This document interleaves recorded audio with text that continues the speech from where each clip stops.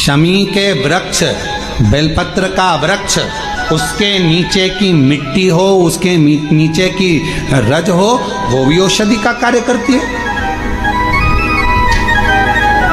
जब किसी व्यक्ति को यूरिन से जुड़ी हुई प्रॉब्लम हो जाती है, उसको जब यूरिन से जुड़ा हुआ बहुत बड़ा रोग उत्पन्न हो जाता है, यूरिन नहीं आती है या यूरिन रुक जाती है या यूरिन उसकी निकलती ही नहीं, बाथरूम आती ही नहीं, उसको बहुत रुक रुक कर आती है या बाथरूम पूर्ण तरह से नहीं आती, तो उसको करा कहा जाता है, उसको जाओ शमी का वृक्ष, शमी के वृक्ष की नीचे की मिट्टी लाओ, शमी के वृक्ष की पत्ती लाओ, बाबा देवाधिदेव महादेव का अवधूतेश्वर नाम लेकर उसको अच्छा मिट्टी के साथ शमी की पत्ती को मल लो, थोड़ा गीला कर कर नाभि के नीचे उसको लगा लो।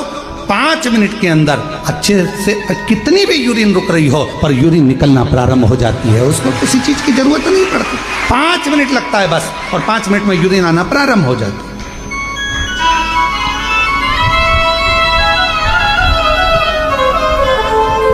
उस शमी का वृक्ष, वो शमी का पौधा, वो शमी का वृक्ष कोई साधारण नहीं होता। कहने वाले कह दिए शमी का पौधा यहां मत लगाना, शमी का पौधा वहां मत लगाना, शमी का पौधा, बेलपत्री का पौधा यहां मत लगाना, बेलपत्री का पौधा वहां मत लगाना, बेलपत्र को यहां मत लगाना। अरे भाई, शमी का पौधा अगर तुम्हारे घर के अंदर है, शमी का छोटा सा पौधा यदि तुम्हारे घर के आंगन में है, शमी का छोटा सा पौधा या बेलपत्र का छोटा सा पौधा तुम्हारे यहाँ है, तुम्हारा घर का वास्तु दोष कितना भी बेकार हो, शमी का पौधा और बेलपत्र का पौधा सारे वास्तु को अच्छा कर देता है। एक शमी का पौधा, एक बेलपत्र का पौधा हमें सुख प्रदान कर देता है। एक पौधा।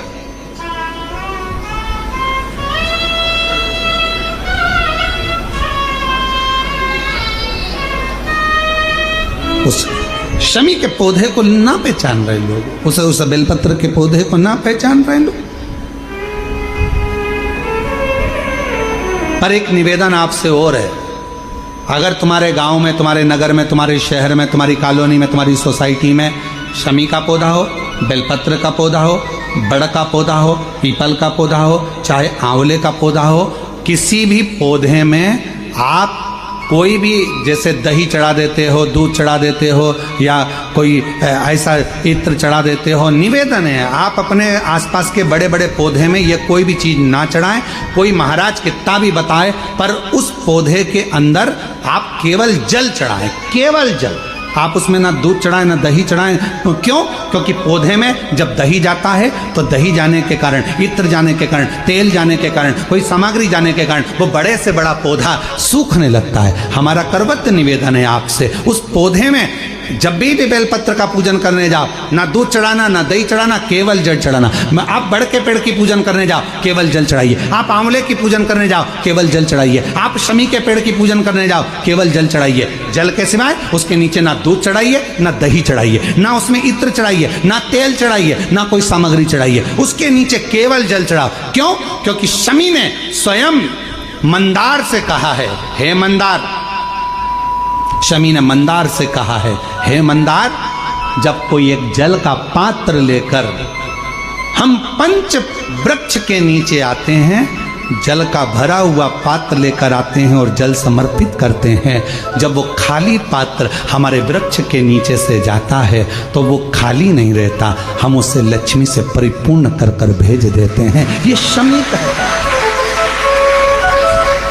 अब ना जाने तुमको कौन कह देता है कि उसमें दूध चढ़ा दो, उसमें तुम दही चढ़ा दो, उसमें ये चढ़ा दो, उसमें इत्र चढ़ा दो। किसी का कहना मत मानो, आप शिव महापुराण का कहना मानो। एक लोटा जल शमी के वृक्ष के नीचे चढ़ाओ, बेलपत्र के वृक्ष के नीचे चढ़ाओ, चाहे आप बड़े वृक्ष के नीचे चढ़ाओ, चाहे आप आंवले के वृक्ष के नीचे चढ़ाओ, चाहे पीपल के नीचे चढ़ाओ, पर जल चढ़ाओ। इसके सिवा कोई सामग्री। अभी हमने देखा कई लोग, अभी दीपावली के पहले हमने देखा भारत के भूमि में कई ऐसे लोग हैं जो ना जाने कहां कहां से ऐसे लोग पृथ्वी पर आ गए हैं जो लक्ष्मी की पूजन करते हैं और अगले साल की लक्ष्मी को उठाकर पीपल के पेड़ के नीचे धरी आते हैं, आंवले के वृक्ष के नीचे रखे आएंगे, कहीं बड़ वृक्ष के नीचे रखे आएंगे। रोड के किनारे जितने वृक्ष लगे हैं, सबके घर की लक्ष्मी मैया, सबके घर की लक्ष्मी जी की मूर्ति, गणेश जी की मूर्ति, इस देवता की मूर्ति, उस देवता की मूर्ति, सारी मूर्तियां पेड़ों के नीचे रखी हुई है। तुम्हें कौन ने अकल दे दी ऐसी? तुम्हें अकल किसने दी ऐसी? कौन ने विवेक दे दिया कि घर की पुरानी मूर्ति को पेड़ के नीचे ले जाकर रख दो? तुम्हारे घर की पुरानी मूर्ति है, घर में एक बाल्टी लो, घर में एक टब लो, उस बाल्टी में पानी भरो, तुम्हारे घर की पुरानी मूर्ति उस पानी के अंदर डाल के रखो। जितने दिन में गल जाए, 15 दिन, 20 दिन, 25 दिन, जब गल जाए तब उस मूर्ति की मिट्टी को किसी पेड़ के नीचे ले जाकर डालो, पर अपने देवी देवता को किसी वृक्ष के नीचे ले जाकर मत रखो, उनका अपमान मत करो, उनको अपमान मत करो।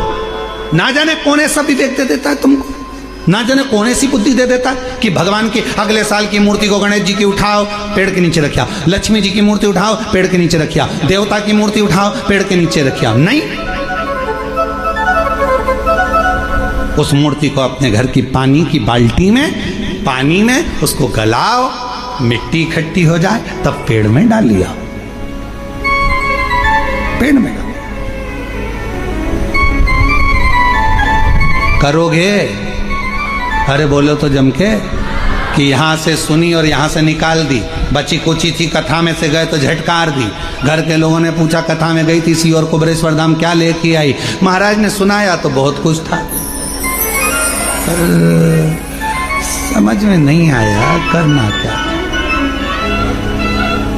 समझो, हमारे देवता का अपमान हम क्यों करें? हमारे देवी देवता को लोग देखकर हंसते हैं। जब ड्राइवर गाड़ी चलाते हैं और पेड़ के किनारे पर जो मूर्तियां रखी रहती है, उनको तो मालूम ही नहीं है कि पेड़ के किनारे मूर्ति रखी है। उनने तो गाड़ी चलाते मुंह में गुटखा भरा हुआ है, तंबाकू भरा हुआ है, पिचकारी मार दी, वो तुम्हारे देवता पर गई।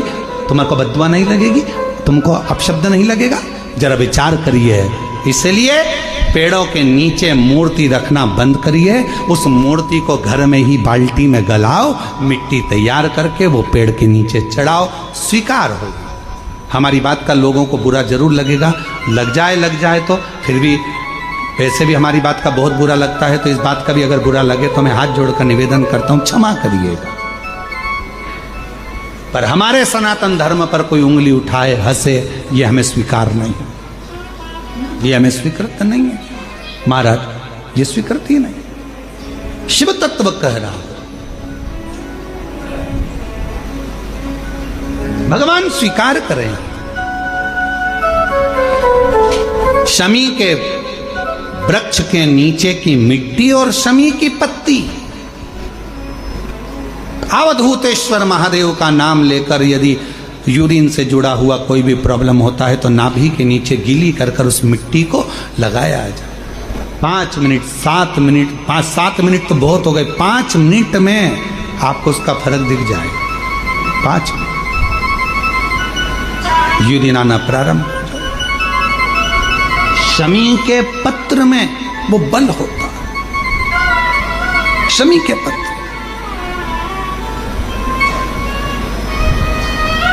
हम कईयों से कहते हैं कि अगर आपको लग रहा है कि डॉक्टर बोल रहा है कि कोई बड़ी बीमारी हो रही है, कोई तकलीफ, आपके मन में भी आपको ऐसा लग रहा है कि कहीं मेरे को घुटने ना बदलाना पड़ जाए, कहीं मेरे को ये बीमारी ना हो जाए, आपको ऐसा महसूस हो रहा है, तो आप बेलपत्र के वृक्ष के नीचे थोड़ी देर बैठो, वहां की मिट्टी को अपने शरीर पर थोड़ा सा लगाओ और श्री शिवाय नमस्तुभ्यं, श्री शिवाय नमस्तुभ्यं, श्री शिवाय नमस्तुभ्यं, श्री शिवाय नमस्तुभ्यं। बेलपत्र के वृक्ष के नीचे बैठकर वहां की मिट्टी को थोड़ा अपने मस्तिष्क पर चढ़ाओ, थोड़े हृदय से लगाओ, थोड़ी भुजा से लगाओ, थोड़े वक्ष स्थल पर, थोड़ा कंठ पर लगाओ, उस मिट्टी को थोड़ा थोड़ा सा स्मरण करिए और निवेदन करो श्री शिवाय नमस्तुभ्यम का बोलकर। खुद अपने आप अपनी बुद्धि से ये निकलना बंद हो जाएगा कि आपको ऐसा लग रहा था कि बीमारी होगी, घुटने बदलना पड़ेगा, ये करना पड़ेगा, अपने आप वो नेगेटिवता बाहर होगी और आप धीरे धीरे स्वस्थ होना प्रारंभ होंगे, धीरे धीरे स्वस्थ।